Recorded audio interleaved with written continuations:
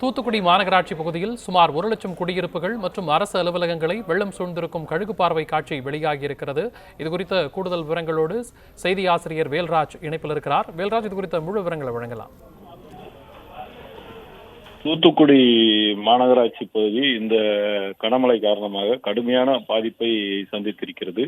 குறிப்பாக தூத்துக்குடி மாநகராட்சியை பொறுத்தமட்டில் state bank Muthammal colony, நகர்,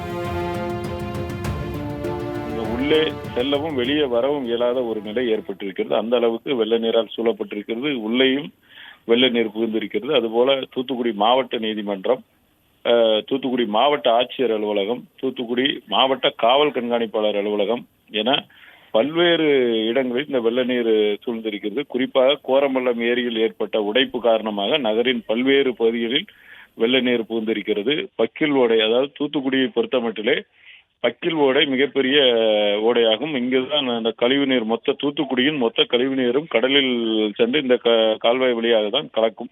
தற்போது அந்த ஓடை நிரம்பி அந்த நீரானது ஊருக்குள் புகுந்திருக்கிறது. பெரும்பாலான பகுதிகளில் அந்த ஓடை நீரானது கழிவு நீரோடு கலந்து புகுந்திருக்கும் காரணத்தினால் மக்கள் கடும் அவதிக்குள்ளாகி இருக்கின்றனர். அந்த காட்சிகளை நாம் பார்த்து கொண்டிருக்கிறோம். பெரும்பாலான பகுதியில் நகரின், அதாவது தூத்துக்குடி மாநகராட்சியின் முக்கிய பகுதிகள் பெரும்பாலும் தண்ணீரில் மூழ்கி இருக்கிறது.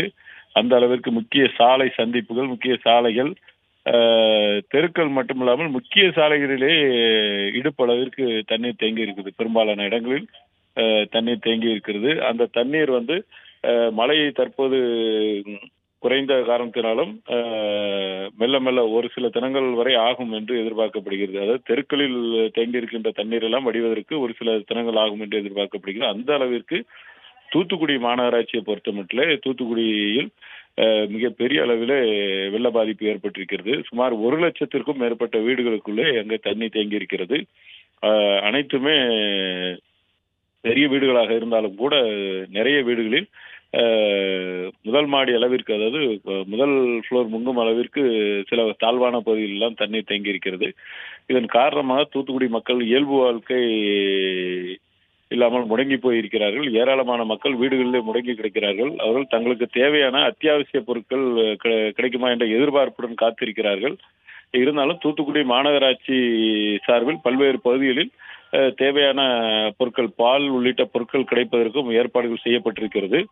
மேலும் தவிக்கும் மக்களை மீட்பதற்கும் மாவட்ட நிர்வாகமும் மாநகராட்சி நிர்வாகமும் இணைந்து பல்வேறு மீட்பு பணிகளையும் மேற்கொண்டு வருகின்றனர்.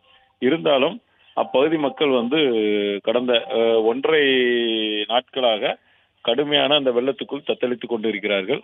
தூத்துக்குடி மாநகரத்தை பொறுத்தமட்டில் இந்த வெள்ளம் கடந்த 31 ஆண்டுகளில் இல்லாத அளவிற்கு மிகப்பெரிய அளவில் ஒரு பாதிப்பை ஏற்படுத்தி இருக்கிறது. ஏராளமான பொருட்களும் இழப்பு ஏற்பட்டிருக்கிறது. நிறைய கடைகளுக்குள் வெள்ளம் புகுந்திருக்கிறது.